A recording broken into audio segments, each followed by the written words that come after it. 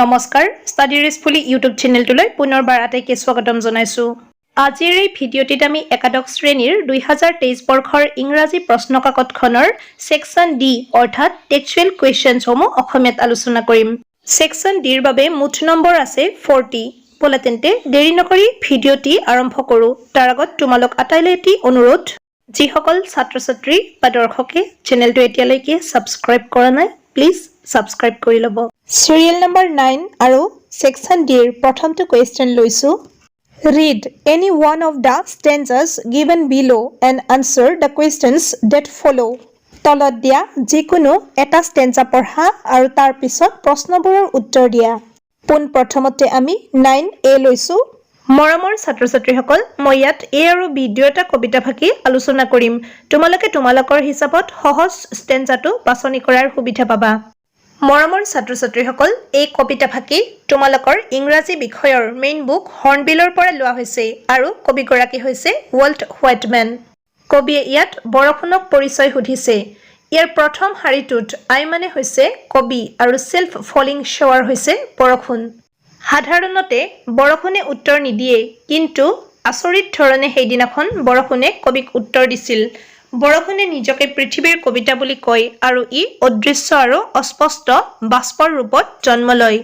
বৰষুণে নিজকে চিৰন্তৰ বুলি কয় কাৰণ ই অমৰ আৰু বাষ্প, বৰষুণৰ টপাল, ডাৱৰ আদিৰ দৰে ৰূপ সলনি কৰে। ইয়াক বহু ৰূপত স্পৰ্শ কৰিব নোৱাৰাৰ বাবে ইম্পেলপেবল বুলি কোৱা হৈছে। অৱস্থাবোৰ সলনি হৈ থাকিলেও মূলতঃ বৰষুণ কিন্তু এটাই। বৰষুণ অতলহীন সাগৰ আৰু ভূমিৰ পৰা জন্ম লয়। মৰমৰ ছাত্ৰ-ছাত্ৰীসকল, এইবাৰ আমি ষ্টেঞ্জাৰ তলত থকা প্ৰশ্নসমূহলৈ আহিছোঁ। First question, to whom does the speaker address? বক্তাই কাক সম্বোধন কৰে? Total mark 1। Answer, the poet addresses the rain. বক্তাই বৰষুণক সম্বোধন কৰে। Number 2, who says I am the poem of earth? কোনে কয় মই পৃথিৱীৰ কবিতা? Total mark 1। Answer, the voice of the rain said I am the poem of earth. বৰষুণৰ মাতটোৱে কয় যে ই পৃথিৱীৰ কবিতা। Number 3, why is the sea called bottomless? সমুদ্ৰবোৰক কিয় অগম্য বুলি কোৱা হৈছে? Total mark 1। Answer, the oceans are so deep that they seem to have no bottom and are called bottomless. সমুদ্ৰবোৰ ইমানেই গভীৰ যে তল নথকাৰ দৰে দেখা যায় বাবে ইয়াক অগম্য বুলি কোৱা হৈছে। মৰমৰ ছাত্ৰ-ছাত্ৰীসকল, ইয়াত বটমলেছটো হৈছে এটা ফিগাৰ অফ স্পীচ। যেনেদৰে আমি বিয়া খাব গৈ ধৰা 500 জনমান মানুহ বিবাহস্থলীত দেখি আহি যেতিয়া ঘৰত কওঁ যে 1000মান মানুহ হৈছে বিয়াত, ইয়াক আমি ইংৰাজীত হাইপাৰবল বুলি কওঁ। মানে আমি কথাটো অতিৰঞ্জিত কৰি কৈছোঁ। যি কি নহওক, নেক্সট কুৱেশ্যনটোলৈ আহিছোঁ। Number 4, who goes upward to heaven? Total mark 1। কোনে স্বৰ্গৰ পিনে ওপৰলৈ অৰ্থাৎ আকাশলৈ যায়? Answer, the rain goes upward to heaven. বৰষুণে ওপৰৰ পিনে আকাশলৈ যায়। Number 4, what is the meaning of eternal I rise impalpable? Total mark 4। Eternal I rise ইম্পেলপেবলৰ অৰ্থ কি? মৰমৰ ছাত্ৰ-ছাত্ৰীসকল, ইয়াত ইটাৰনেলে চিৰন্তৰ বা এভাৰলাষ্টিং বুজাইছে। ইম্পেলপেবল মানে হৈছে স্পৰ্শ কৰি বা দেখি যিটো আমি বুজিব নোৱাৰোঁ। এনচাৰটোলৈ আহিছোঁ। The water cycle shows the never-ending movement of water within the earth and atmosphere. So in the poem, The Voice of the rain rises from water bodies in the form of vapors and forms as clouds in the sky. After that, through precipitation, it falls back to earth. This process goes on. Thus, rain is eternally rising and falling. জলচক্ৰটোৱে পৃথিৱী আৰু বায়ুমণ্ডলৰ ভিতৰত পানীৰ কেতিয়াও শেষ নোহোৱা গতি দেখুৱাইছে। গতিকে the voice of the rain কবিতাটোত বৰষুণ জলভাগৰ পৰা বাষ্পৰ ৰূপত উঠি আকাশত ডাৱৰ হিচাপে গঠন হয়। ইয়াৰ পিছত বৰষুণৰ জৰিয়তে ই পুনৰ পৃথিৱীত পৰে। এই প্ৰক্ৰিয়া চলি থাকে। এনেদৰে বৰষুণ চিৰকাল অহা যোৱা কৰি থাকে। মৰমৰ ছাত্ৰ-ছাত্ৰীসকল, এইবাৰ আমি প্ৰশ্নকাকতখনৰ চিৰিয়েল নম্বৰ 9ৰ অপশ্যন বি লৈছোঁ। মৰমৰ ছাত্ৰ-ছাত্ৰীসকল, ইয়াত কবিয়ে নিজৰ শৈশৱৰ অন্ত কেতিয়া হৈছিল এই বিষয়ে চিন্তা কৰে আৰু আচৰিত হয়। তেওঁৰ শৈশৱ ক'ত শেষ হ'ল? তেওঁ ভাবে যে তেওঁৰ বয়স 11 বছৰ হোৱাত শৈশৱ শেষ হ'ল নেকি? নে নৰক আৰু স্বৰ্গৰ অস্তিত্ব নোহোৱা কথাটো যি সময়ত কবিয়ে উপলব্ধি কৰিব পাৰিছিল আৰু এই ঠাইবোৰ ভূগোলত বিচাৰি পোৱা নাযায় বুলি জনা সময়ত তেওঁৰ শৈশৱ হেৰুৱাইছিল। এয়াই আছিল সেই সময় যেতিয়া লেখকে বাস্তৱ আৰু কল্পনাৰ মাজত পাৰ্থক্য কৰিব পাৰিছিল। কবিয়ে উপলব্ধি সেই ঠাইবোৰ কাল্পনিক ঠাই যাৰ এই পৃথিৱীত কোনো অস্তিত্ব নাই। এইবাৰ ষ্টেঞ্জাৰ তলত থকা প্ৰশ্নসমূহ লৈছো। Number 1. What is the speaker asking about his childhood? বক্তাই তেওঁৰ শৈশৱৰ বিষয়ে কি সুধিছে? Answer. The speaker questions when exactly his childhood ended. বক্তাই প্ৰশ্ন কৰিছিল যে প্ৰকৃততে তেওঁৰ শৈশৱ কেতিয়া শেষ হৈছিল। Number 2. At what age did the poet's childhood go according to the poet? Total mark 1. কবিৰ মতে কবিৰ কিমান বয়সত শৈশৱৰ অন্ত পৰে? Answer. According to the poet, he lost his childhood in between his 10th and 11th. কবিৰ মতে তেওঁ 10ৰ পৰা 11 বছৰ বয়সত শৈশৱ হেৰুৱায়। Number 3. What cannot be found in geography? Total mark 1. ভূগোলত কি পোৱা নাযায়? Answer. The poet couldn't find references to hell and heaven in geography. কবিয়ে ভূগোলত নৰক আৰু স্বৰ্গৰ উল্লেখ বিচাৰি পোৱা নাছিল। Number 4. What does the poet discover about heaven and hell? Total mark 1. স্বৰ্গ আৰু নৰকৰ বিষয়ে কবিয়ে কি বিচাৰি পায়? Answer. The poet discovered that heaven and hell couldn't be found in geography books or atlas. কবিয়ে আৱিষ্কাৰ কৰি উলিয়ালে যে স্বৰ্গ আৰু নৰক ভূগোলৰ কিতাপ বা এটলাছত বিচাৰি পোৱা নাযায়। Number 5. Total marks. ওপৰৰ কবিতা ফাঁকিৰ মূল ধাৰণাটো ব্যাখ্যা কৰা। Answer. The above stanza describes the lost childhood and that particular time of the poet. First of all, the poet thinks and wonders about the end of his childhood. He wonders where his childhood ended. The poet wonders if it was lost when the poet became 11 years old. ওপৰৰ পদ্যফাঁকিত কবিৰ হেৰাই যোৱা শৈশৱ আৰু সেই বিশেষ সময়ৰ বৰ্ণনা কৰা হৈছে। প্ৰথমতে কবিয়ে নিজৰ শৈশৱৰ অন্ত পৰাৰ কথা চিন্তা কৰে আৰু আচৰিত হয়। তেওঁৰ শৈশৱ ক'ত শেষ হয় এই কথা ভাবে। তেওঁ ভাবে যে তেওঁৰ 11 বছৰ বয়স হোৱাৰ সময়ত ই হেৰাই গৈছিল নেকি। Next, question number 10. Answer any two of the following questions. নিম্নলিখিত প্ৰশ্নসমূহৰ যিকোনো দুটাৰ উত্তৰ দিয়া। এই প্ৰশ্ন দুটাৰ বাবে 3কৈ মুঠ 6 নম্বৰ আছে। ইয়াত আমাক নিজৰ সুবিধাৰে বাছনি কৰিব পৰাকৈ বহুকেইটা প্ৰশ্ন দিয়া হৈছে। যদিও এক্সাম হলত মাত্ৰ দুটা প্ৰশ্নৰহে উত্তৰ লিখিব লাগিব, আমি ইয়াত আটাইকেইটা আলোচনা কৰিম। 10A. What does the word cardboard refer to in the poem A Photograph? Cardboard শব্দটোৱে A Photograph কবিতাটোত কি বুজায়? Answer. The word cardboard in the poem A Photograph refers to the frame that supports and borders the photograph. A photograph কবিতাটোত cardboard শব্দটোৱে সেই ফ্ৰেমটোৰ কথা বুজায় যিটোৱে ফটোখনক ধৰি ৰাখে আৰু ফটোখনৰ চাৰিওফালটো ঘেৰি ৰাখে। 10B. Why did the poet's mother laugh at the snapshot? স্নেপশ্বটটো বা ফটোখন দেখি কবিৰ মাকে কিয় হাঁহিলে? Answer. The poet's mother laughed at the snapshot because it brought back memories about her childhood and reminded her of the innocent joys of her childhood days. কবিৰ মাকে স্নেপশ্বটটো চাই হাঁহিলে কাৰণ ই তেওঁৰ শৈশৱৰ স্মৃতিবোৰ ঘূৰাই আনিছিল আৰু শৈশৱৰ দিনৰ নিৰীহ আনন্দৰ কথাও মনত পেলাই দিছিল। 10C. How is the cyclic movement of rain brought out in the poem The Voice of the Rain? The Voice of the Rain কবিতাটোত বৰষুণৰ চক্ৰীয় গতিবিধি কেনেদৰে দেখুওৱা হৈছে? Answer. Raindrops in the form of water vapor rise from land and sea, then wash away land and dry lands and thus return to their source. বৰষুণৰ টোপালবোৰে জলীয় বাষ্পৰ ৰূপত ভূমি আৰু সাগৰৰ পৰা ওপৰলৈ উঠি যায়, তাৰ পিছত মাটি আৰু শুকান ভূমিবোৰ ধুই লৈ যায় আৰু এনেদৰে নিজৰ উৎসলৈ উভতি যায়। D. What are the function of rain? বৰষুণৰ কাম বা ভূমিকা কি? Answer. The rain emerges from the sea and goes towards the sky. There it takes the form of cloud. Then it falls back and it again buds the earth, which leads to the birth of new seeds on the earth, which later develop into plants.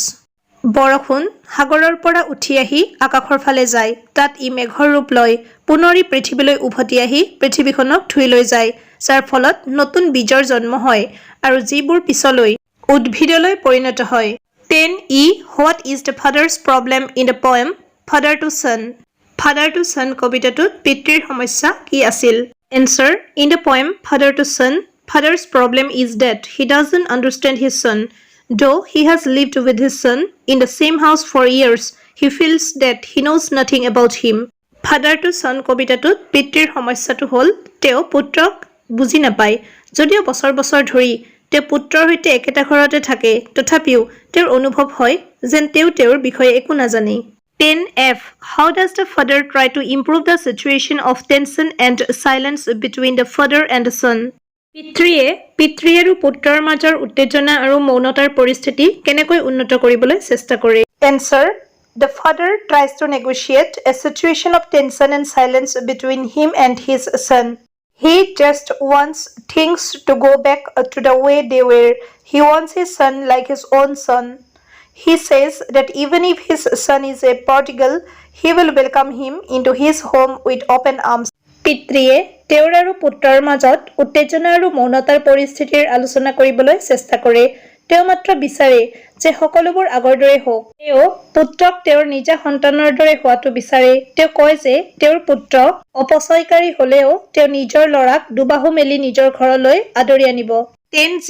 Write about the hypocrisy of the adults mentioned in the poem Childhood. Childhood কবিতাটিত উল্লেখ কৰা প্ৰাপ্তবয়স্কসকলৰ ভণ্ডামিৰ বিষয়ে লিখা। Answer. As the poet grew up, he could understand the adult people. He realized that though adults preached of love and talked of love, their behavior was totally different and full of manipulation. They were all hypocrites whose behavior differed from their talks.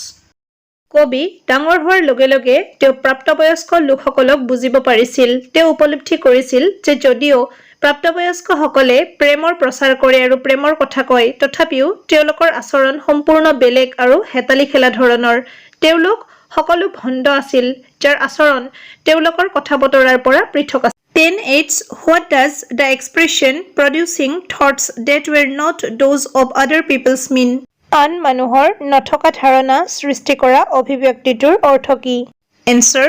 It means when he realized that he could produce his own thoughts which were not bound by anyone. The poet wondered whether the moment he realized his individuality did he lose his childhood. ইয়াৰ অৰ্থ হৈছে যেতিয়া তেওঁ উপলব্ধি কৰিলে যে তেওঁ নিজৰ চিন্তাবোৰ নিজেই সৃষ্টি কৰিব পাৰে, যিবোৰ কোনেও বান্ধি ৰখা নাই। কবিয়ে ভাবে যে যি মুহূৰ্তত তেওঁ নিজৰ ব্যক্তিত্ব উপলব্ধি কৰিছিল সেই মুহূৰ্ততে তেওঁ নিজৰ শৈশৱ হেৰুৱাই পেলাইছিল নেকি? এইবাৰ কুৱেশ্যন নম্বৰ 11 লৈছো। Answer any 5 of the following questions.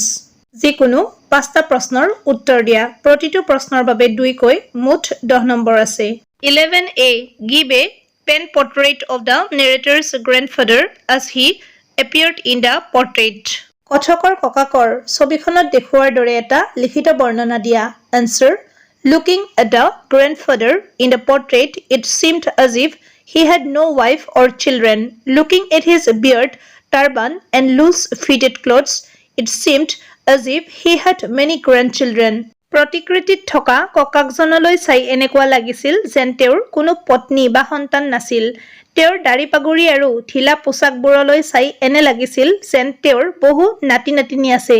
11B. Why did the narrator's grandmother give the impression of winter landscape in the mountains? কথকৰ আইতাই কিয় পাহাৰৰ শীতকালীন প্ৰাকৃতিক দৃশ্যৰ আভাস দিলে? Answer. The snow spread on the mountains looks as white and peaceful as her silver hair and white dress. We see similarity in both of them. That is why grandmother give the impression of winter landscape. পাহাৰত বিয়পি পৰা বৰফবোৰ তেওঁৰ ৰূপালী চুলি আৰু বগা পোচাকযোৰৰ দৰে বগা আৰু শান্তিপূৰ্ণ যেন লাগে। আমি দুয়োটাৰে মাজত সাদৃশ্য দেখিবলৈ পাওঁ, সেইবাবে আইতাই শীতকালীন প্ৰাকৃতিক দৃশ্যৰ আভাস দিয়ে। 11C. Find out the correlation of yin and yang in other cultures. অন্য সংস্কৃতিত ইন আৰু ইয়াঙৰ মাজত সম্পৰ্ক বিচাৰি উলিওৱা। Answer. Yin and yang are two complementary poles which can be correlated in different cultures in different styles. These two combine to create the world and its all worldly things and creatures. Yin আৰু yang দুটা পৰিপূৰক মেৰু, যিবোৰক বিভিন্ন সংস্কৃতিত বিভিন্ন শৈলীত সম্পৰ্কিত কৰিব পাৰি। এই দুয়োবিধ একত্ৰিত হৈ জগতখন আৰু ইয়াৰ সকলো লৌকিক বস্তু আৰু জীৱ সৃষ্টি কৰে। 11D. What is lacking in Shenshui? Shensuit কি অভাৱ আছিল? Answer. The middle void is the third element in the Shensui. This element is often overlooked because of the simultaneous pronunciation of yin and yang. It is indispensable and hence nothing could be done without it. মধ্য শূন্যতা Shensui তৃতীয় মৌল yin আৰু yang-ক একেলগত বিচৰাৰ বাবে এই উপাদানটোক প্ৰায়ে অৱহেলা কৰা হয়। ই অপৰিহাৰ্য আৰু সেয়েহে ইয়াৰ অবিহনে একো কৰিব পৰা যোৱা নাছিল। What is propagated by the concept of sustainable development? বহনক্ষম উন্নয়নৰ ধাৰণাটোৰ তাৎপৰ্য কি? Answer. Sustainable development teaches human societies to live without compromising the ability of future generations to meet their own needs. Secondly, it also expresses the idea of fulfilling one's needs. বহনক্ষম উন্নয়নে সমাজৰ ভৱিষ্যত প্ৰজন্মৰ নিজৰ প্ৰয়োজন পূৰণৰ ক্ষমতাৰ লগত আপোচ নকৰাকৈ জীয়াই থাকিবলৈ শিকায়। দ্বিতীয়তে ই নিজৰ প্ৰয়োজন পূৰণৰ ধাৰণাটো প্ৰকাশ কৰে। F. Why is the growing population worldwide detrimental to the Earth's health? বিশ্বজুৰি বৃদ্ধি পোৱা জনসংখ্যা পৃথিৱীৰ স্বাস্থ্যৰ বাবে কিয় ক্ষতিকাৰক? Answer. More people need more resources. This means that as the population increases, the Earth's resources are depleted more rapidly, which results in deforestation and loss of biodiversity as humans snatch resources from the earth to accommodate the growing population. অধিক লোকৰ অধিক সম্পদৰ প্ৰয়োজন অৰ্থাৎ জনসংখ্যা বৃদ্ধিৰ লগে লগে পৃথিৱীৰ সম্পদ অধিক দ্ৰুতগতিত ক্ষয় হয়, যাৰ ফলত বনাঞ্চল ধ্বংস হয় আৰু জৈৱ বৈচিত্ৰ্যৰ ক্ষতি হয় কাৰণ মানুহে বৃদ্ধি পোৱা জনসংখ্যাক ঠাই দিবলৈ পৃথিৱীৰ পৰা সম্পদ কাঢ়ি লৈ যায়। 11G. What does Warrior Elwin say about the hospitality of the Assamese people? অসমীয়া মানুহৰ আতিথ্যৰ বিষয়ে Warrior Elwine কি কয়? Answer. According to Warrior Elwin, the Assamese people are friendly and show courtesy and hospitality towards foreigners. This is the speciality of Assam. Warrior Elwinৰ মতে অসমীয়া মানুহ বন্ধুত্বসুলভ আৰু বিদেশীৰ প্ৰতি সৌজন্য আৰু আতিথ্য প্ৰদৰ্শন কৰে। এই অসমৰ বিশেষত্ব। 11H. What are Warrior Elwin's views about Assamese women's sense of color? অসমীয়া নাৰীৰ ৰংবোধক লৈ Warrior Elwinsৰ মতামত কি? Answer. Warrior Elwin is surprised at the color sense of Assamese women. He was influenced by what Gandhiji said about the weaving of Assamese women. The author explains that the women of Assam make clothes of exquisite taste and sophisticated colors. Warrior Elwine অসমীয়া নাৰীৰ ৰংবোধ দেখি আচৰিত হৈছিল। গান্ধীজীয়ে অসমীয়া নাৰীৰ বয়ন সন্দৰ্ভত যি ক'লে তাৰ দ্বাৰা তেওঁ প্ৰভাৱিত হৈছিল। লেখকে বুজাইছে যে অসমৰ মহিলাসকলে সুন্দৰ আৰু অত্যাধুনিক ৰঙৰ কাপোৰ তৈয়াৰ কৰে। Question number 12ত আমাক A আৰু B দুটা চইচ দিছে। প্ৰশ্নটোৰ বাবে টোটেল মাৰ্কস আছে 6। যদিও এক্সামত যিকোনো এটা প্ৰশ্নৰহে এনসাৰ কৰিব দিয়া হৈছে, আমি কিন্তু ইয়াত দুটা প্ৰশ্নৰ এনসাৰ কৰিম। 12A.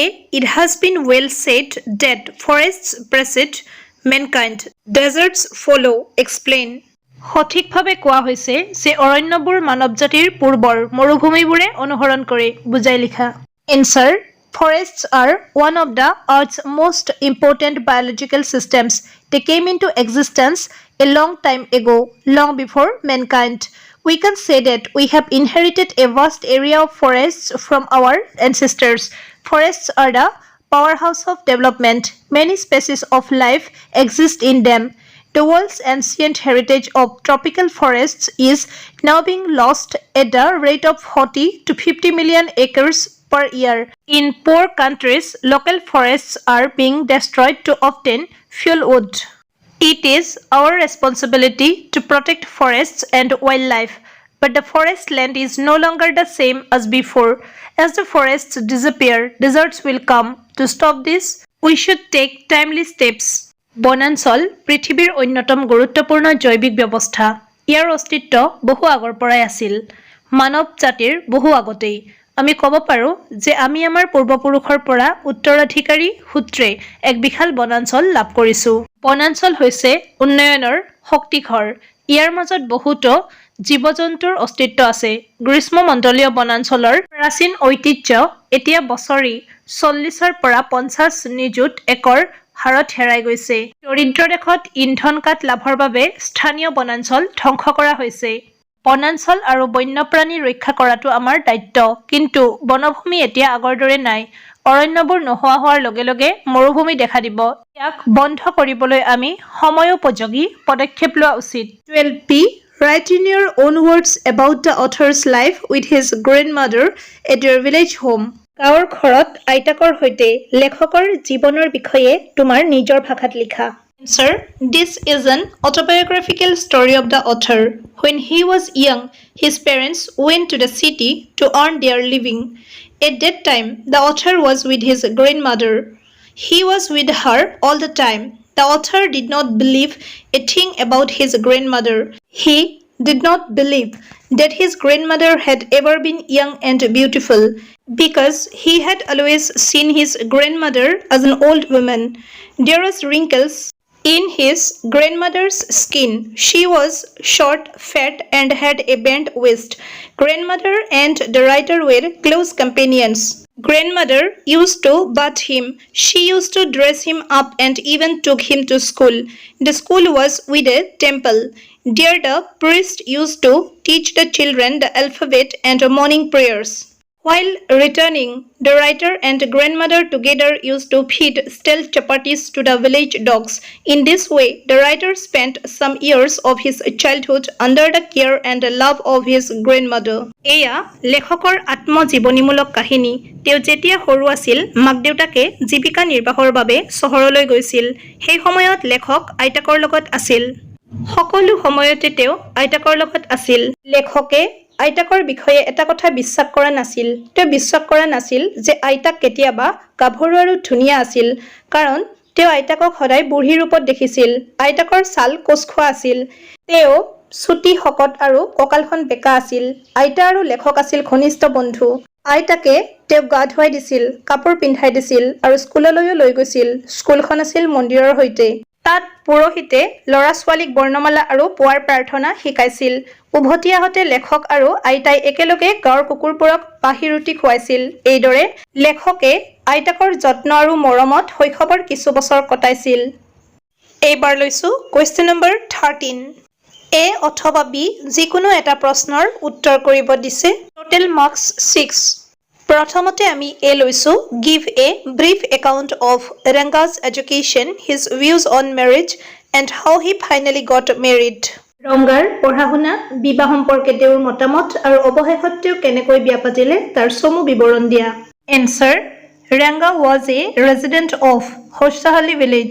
His decision to go to Bangalore to study had become a news, because at that time many people could not understand or even write in English language. Therefore, when he returned home after 6 months, the curious crowd of the village had gathered to see if there were any changes in Ranga. But they were disappointed. Regarding marriage, Ranga refuses to marry a young and immature girl. He would prefer to remain a bachelor until he finds the right girl. He turned against arranged marriages. He had a clear-cut philosophy. A man should marry someone he likes. But the narrator had to get Ranga married as soon as possible. He created such a situation that Ranga falls in love with a girl named Ratna. And later, with the help of Shastri, both of them got married. Ranga Hosahalli গাঁৱৰ বাসিন্দা আছিল। তেওঁ পঢ়া শুনা কৰিবলৈ বাংগালোৰলৈ যোৱাৰ সিদ্ধান্তটো এটা বাতৰি হৈ পৰিছিল, অৰ্থাৎ বিয়পি পৰিছিল, কাৰণ সেই সময়ত বহুতে ইংৰাজী ভাষা বুজিব পৰা নাছিল বা লিখিবও পৰা নাছিল। সেয়েহে 6 মাহৰ মূৰত ঘৰলৈ উভতি আহোঁতে ৰংগাৰ কিবা পৰিৱৰ্তন হৈছে নেকি চাবলৈ গাঁৱৰ কৌতূহলী জনসমাগম গোট খাইছিল। কিন্তু তেওঁলোক হতাশ হৈ পৰিছিল। বিবাহৰ ক্ষেত্ৰত কম বয়সৰ আৰু আজলি ছোৱালী এজনীক বিয়া পাতিবলৈ ৰংগাই অস্বীকাৰ কৰিছিল। উপযুক্ত ছোৱালী বিচাৰি নোপোৱালৈকে তেওঁ বিবাহ নপতাকৈ থকাটোৱে পছন্দ কৰিব। তেওঁ এৰেঞ্জ মেৰিজৰ বিৰোধিতা কৰিছিল। তেওঁৰ এক স্পষ্ট দৰ্শন আছিল, এজন পুৰুষে নিজৰ পছন্দমতে বিবাহ পাতিব লাগে, কিন্তু কথকজনে ৰংগাক যিমান পাৰি সোনকালে বিয়া পাতি দিব বিচাৰিছিল। তেওঁ এনে এটা পৰিস্থিতিৰ সৃষ্টি কৰিলে যে ৰংগাই ৰত্না নামৰ ছোৱালী এজনীৰ প্ৰেমত পৰে আৰু পিছলৈ শাস্ত্ৰীৰ সহায়ত তেওঁৰে বিবাহ হয়। 13b. Explain the cause of conflict between the history teacher and Albert. ইতিহাস শিক্ষক আৰু এলবাৰ্টৰ মাজৰ সংঘাতৰ কাৰণবোৰ বুজাই লিখা। Answer. Albert Einstein studied in a school in Munich. During the history period, teachers wanted children to learn facts by rote learning. But Albert did not like facts. For this reason, he used to oppose the teacher. The teacher could not do anything but became angry. Whenever Einstein was asked any question, he used to say that he did not remember. According to him, learning facts is completely useless. They can also be seen in the book. This makes his teacher irritated. He sarcastically asks, "What is the meaning of education according to Einstein?" Einstein replies that it means ideas. The teacher becomes infuriated by this and punishes Einstein. Einstein did not like the prevailing system of education. According to him, the ideas behind the facts were the real source of knowledge. Albert Einstein মিউনিখৰ এখন স্কুলত অধ্যয়ন কৰিছিল।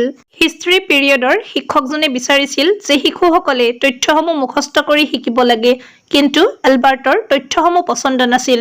এই কাৰণে তেওঁ শিক্ষকৰ বিৰোধিতা কৰিছিল। শিক্ষকজনে একো কৰিব পৰা নাছিল, কিন্তু খং উঠিছিল। এলবাৰ্টক যেতিয়াই কোনো প্ৰশ্ন কৰা হৈছিল তেতিয়াই তেওঁ কৈছিল যে তেওঁৰ মনত নাই।